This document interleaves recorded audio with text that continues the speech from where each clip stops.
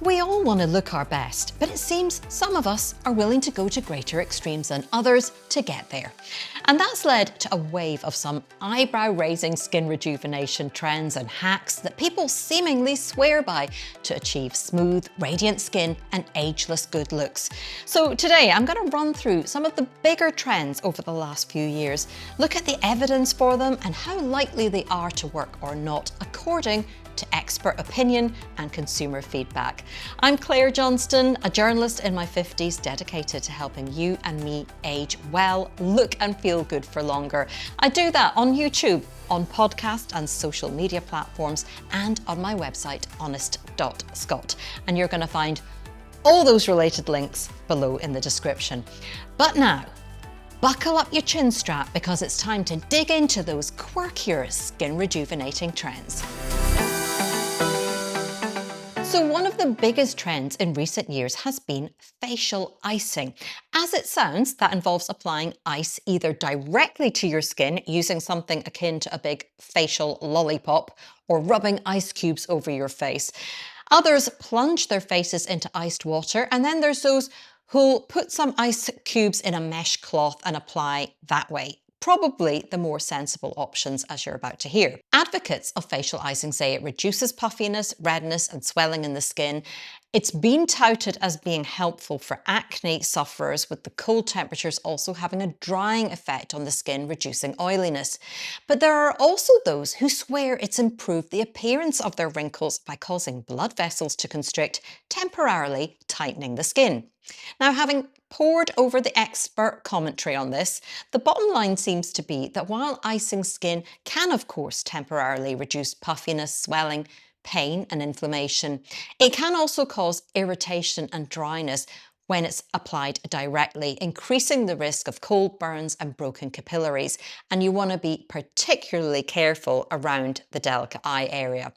Covering the ice cubes with a clean mesh cloth would reduce the chances of it sticking to your skin and therefore causing damage, as would cold plunging, which is likely to be the most beneficial option. That's because whole body ice plunging or cold therapy has been found to have multiple health benefits, including boosting collagen, which is, of course, helpful for skin.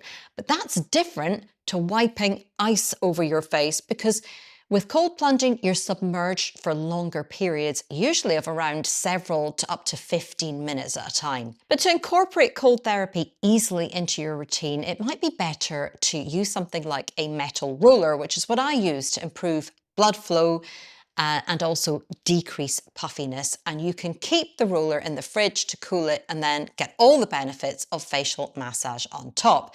So you'll find in the description below a link to a page where I detail my own skincare routine and the products that I use for anybody interested in taking a look. Now, the next big skincare trend, which sounds wacky if it's the first time you've heard it, but does actually have quite a bit more science to it, and that's applying vaginal estrogen or estrogen creams to your face. In the UK, we say estrogen. So last year, I had a discussion on the channel that some of you might have seen with two doctors around the use of estrogen in skincare, and I'm going to link to it below because while there are obvious benefits, there may be some risks that we just need to factor in as well. It's become a bigger trend because we know that insufficient levels of estrogen decrease the skin's defenses and it becomes thinner with lower levels of collagen, loss of elasticity, increased wrinkling and dryness. And that's why our skin can suffer so much in menopause. And studies have linked the increase in our blood levels of estrogen through HRT with improved collagen production and skin hydration and reduced inflammation. But what happens when we apply it topically to our faces?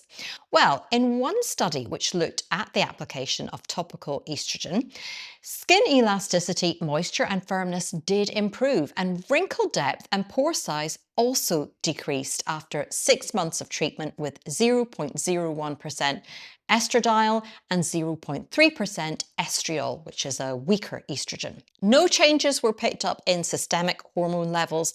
That's the hormone levels in your body, meaning the the impact appeared to be largely localized to the skin. Another study, which was exploring whether estrogen's effects could be enhanced by adding other products, found that when patients applied 0.01 estradiol or 15% glycolic acid alone or in combination, the epidermal thickness increased 23% with estradiol alone, 27% with glycolic acid alone, and 38% when the two were combined. So a fair amount of evidence that topical estrogen can help the skin. And though the majority consensus among experts who've commented on this is that it's unlikely that using a lower strength vaginal estrogen cream on your face would pose much of a risk of affecting your overall hormone levels, if you're already using estrogen hormone replacement therapy, then we know through studies that you're going to get the benefits to your skin just from having increased blood levels of estrogen.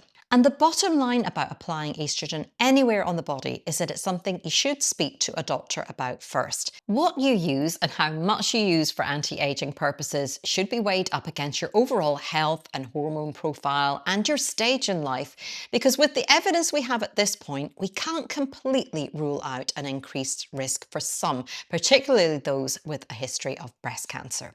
Now, an eye-raising trend which has become much more mainstream in recent years is face taping. Again, as it sounds, it does indeed involve taking what look like plaster strips and applying them to areas where you get lines like the forehead, under eyes, cheeks, and neck. People use anything from classic Scotch tape to reusable strips like frownies. Now, I've seen many a person on TikTok say taping has greatly improved their wrinkles, and some said it means they've stopped using Botox. Most popularly, people sleep in the tape overnight in the hope of preventing new wrinkles and smoothing out existing ones. The thinking being that during sleep, we're moving around, squishing our skin, using our muscles, so if we can hold things in place, then we may prevent wrinkles. And the bottom line? Well, again, there's really only anecdotal evidence for face taping, and I see it a little bit like those silicone patches which I've tried and reviewed on the channel in the past. And I think the reality is that moisture gets trapped under the tape or silicone when it's worn for a period of time, and so when you remove them, the wrinkles are visibly smoothed because the skin is carrying more moisture. In my own experience, those visible benefits quite quickly disappear after you remove the tape or patches, and so to me, it's quite a lot of hassle for not a major benefit. Although I do believe the people who swear by this method. At the end of the day, people know their own skin and what works for it best. But obviously with sticky tape as well, you run the risk of irritating the skin, so I would be careful around that eye area again. Sleeping on your back is one of the best options for preventing wrinkles and puffiness. I find that uncomfortable, so I use a pillow with cutouts either side so that I can lie on my side without squishing my face, and it does mean that I wake up without puffy eyes in the morning, which used to be a right old problem for me. But I would love to hear from viewers who've tried face taping or any of the other trends we're discussing today, to hear if they've worked for you and what benefits you saw. And incidentally, if you want a realistic, independent assessment of what does and doesn't work for sagging skin, then I will share a link to an episode I recorded breaking that down for you based on the interviews I've done with experts, viewer feedback, and my own experience too. Now, how about those funny looking chin straps or face bras that you see all over social media?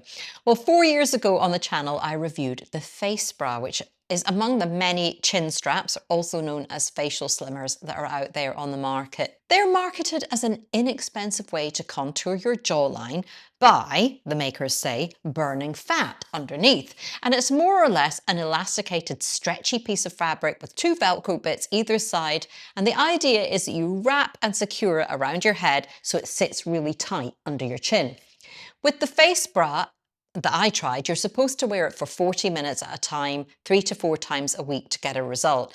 And at the time I bought mine, the maker said you should see 1 centimetre off your chin with the first wear.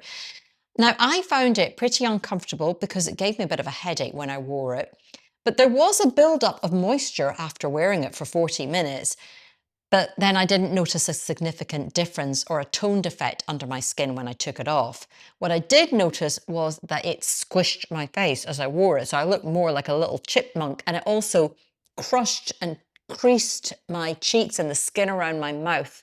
And I felt ultimately it didn't deliver enough to warrant wrinkling my face for 40 minutes, 3 to 4 times a week. So that was a no for me. I have had a small number of viewers say they think a chin strap has helped them tone under their chins. And I've had others agree that it did nothing for them. What I find more helpful is jaw and neck exercises to keep the jawline and chin area toned. And I just shared a video on the exercises I do most days recently, so I'm going to link to that below too. Another trend involving an elasticated band, which is pretty big right now, is tying a rubber band around your ears to drain your lymph nodes and reduce facial puffiness. This trend is all over TikTok at the moment, with the theory being that if your lymphatic system extends to the neck and behind your ears, then by putting rubber bands around your ears, you're stretching the skin enough to massage the lymph nodes and help drain excess fluid in your face. Confusingly, a few doctors on social media have actually backed this trend as having some merit, but the consensus view among experts appears to be this is unlikely to work, and certainly not as well as lymphatic drainage massage, which you can just use your hands for. I had a facial massage specialist do a demo on the channel, so I will link to that below as well for those who are interested in following along. Finally, how about slathering yourself in some snail slime? Well, this trend, as you're probably aware, was absolutely massive in 2023, and snail mucin products are still hugely popular. Snail mucin has a lot of support from consumers and skin experts who hail it for its naturally moisture-boosting properties because it is rich in hyaluronic acid, and it's also said to have healing and protective effects for skin because it's high in antioxidants too. Cosrx's Advanced Snail Mucin Power Essence, easy for me to say, priced around £28 or $38 for 100 millilitres, is the market leader, and they say the snails are placed over a mesh in a dark and quiet room for about 30 minutes at a time and left to freely roam the net, leaving mucin in their trails. And they add that throughout there's no external process like poking or pressure applied to the snails to force mucin production. But there are different methods of extracting snail mucin, and not all of them are kind. So it's important to check how the mucin is collected before you choose a brand. But does it really help regenerate skin? Well, we only have a couple of small studies to go on. In one, 25 people with moderate sun damage used a product with snail mucin for 14 weeks on one side of their face and a placebo product on the other side. On the side treated with the mucin, the participants reported improvement in fine lines at the 8-week point, but did not report a significant difference in the quality of their skin on that treated side. So what we're possibly talking about here is a product with moisture boosting properties. Although when I tried the Cosrx's Essence, I thought it felt a bit slimy and sticky on the skin, a bit like you'd expect with snail mucin, and not very moisturizing.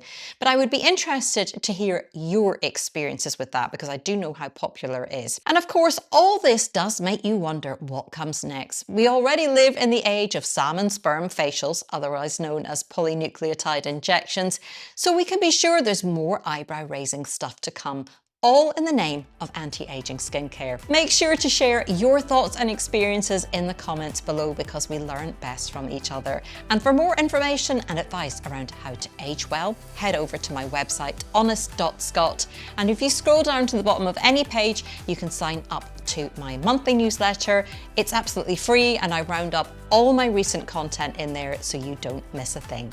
But for now, thank you for being here today.